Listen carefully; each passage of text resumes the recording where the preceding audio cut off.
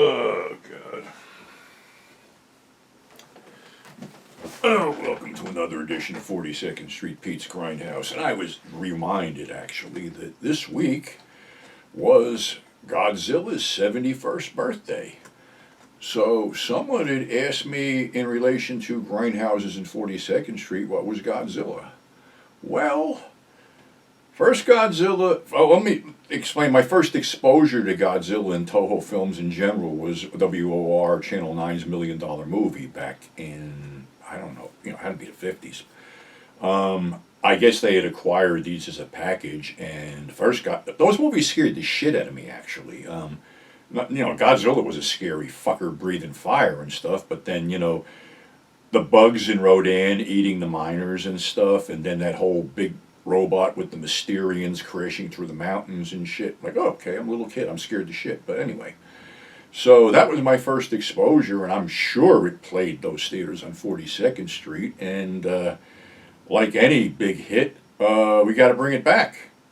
Except that we kind of dissolved them in the first movie, but hey, we'll find another one. We'll thaw out another one. So it came back over here as Gigantus the Fire Monster. Columbia released it, and over in Japan it was Godzilla Raids again. So that was the second time Big G made the screen. The third time would be, I think it's 63, because this is the only, I'm doing this off the top of my head. I didn't rehearse any of this or look any of this stuff up. The only movie I stood in line for was King Kong versus Godzilla, and that's when I saw Godzilla on the big screen the first time. And that's also the first time I met Big Al in the Embassy Theater, because he was blowing something up in the men's room with a cherry bomb. So anyway, in the American version, of course, Kong wins, and in the Japanese version, Godzilla wins.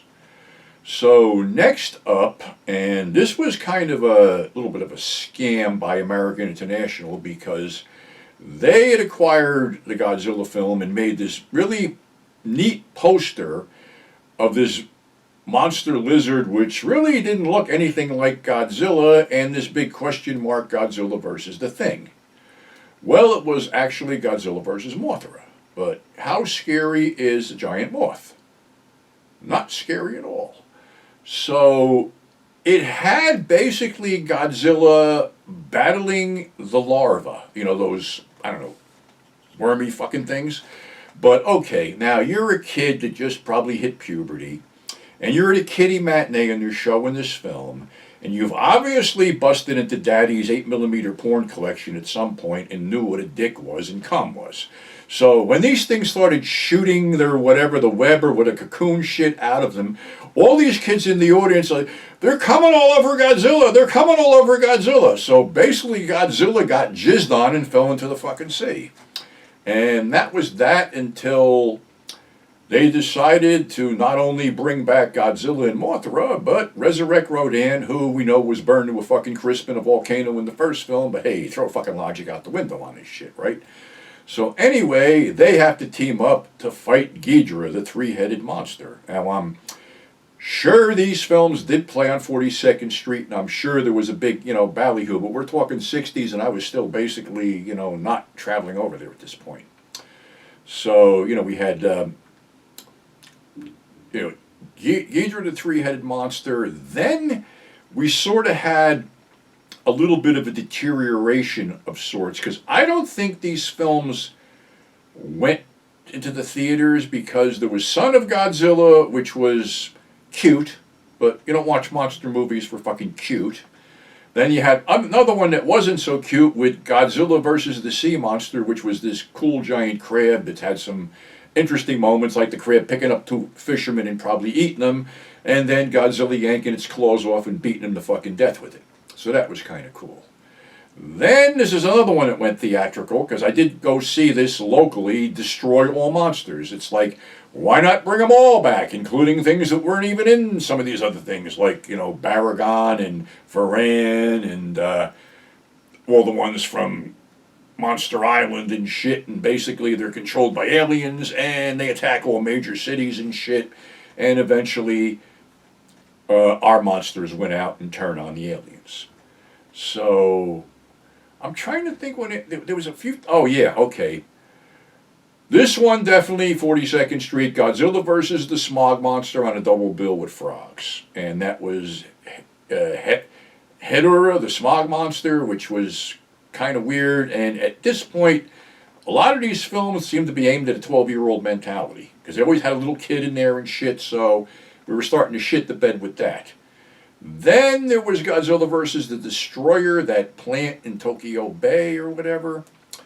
And then we had the rights to make our own Godzilla movie. And boy, did we fucking trip over our dicks on that one. Instead of using the tried and true Godzilla, we stuck a big iguana in there. And this was the first time an iguana had been in a movie since 1 million BC in the fucking 30s. Oh, correction.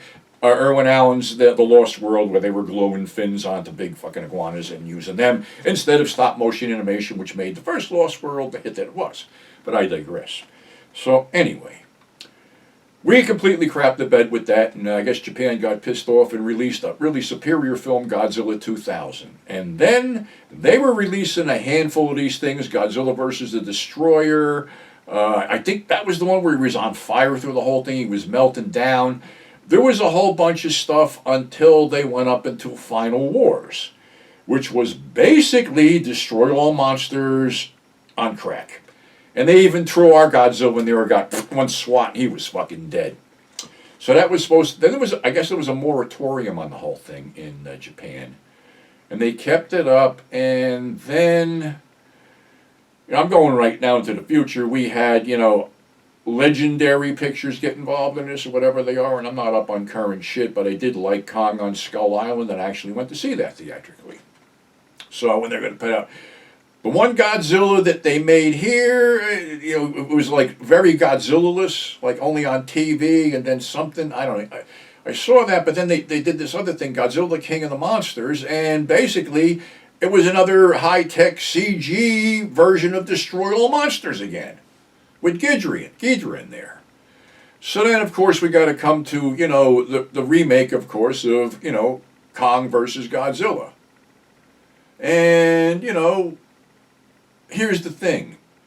When each of these monsters has their own huge bunch of fans, and some people are fans of the both, and it starts out with beating the shit out of each other, which I could have called like a pro wrestling match, because, oh my God, you're going to put them through the building, shit like that. And that's the way it played out, and when you have two professional wrestlers in there that are basically fan favorites, what's the best thing to do? Bring in a third guy who nobody likes. So they bring in Mechagodzilla and they beat the shit out of Mechagodzilla. Now, I know there was a couple other ones after that which I didn't see, but I did see Godzilla -1 or whatever that one was, and that was really good. That really had a great storyline. That really took it back to its roots and stuff. So that, is pretty good. And I guess they're going to do another one. And there was a Shin Godzilla that I didn't see. So, damn, 71 years later, Godzilla's still out there kicking ass. So, happy birthday, Big G. Don't be afraid to call. So, that's our show for today. Thanks for subscribing. Thanks for tuning in. Have a great weekend. Snow on the way, and I just got hit with another vet bill. But, hey, that's life. So, we'll catch you on the flip side.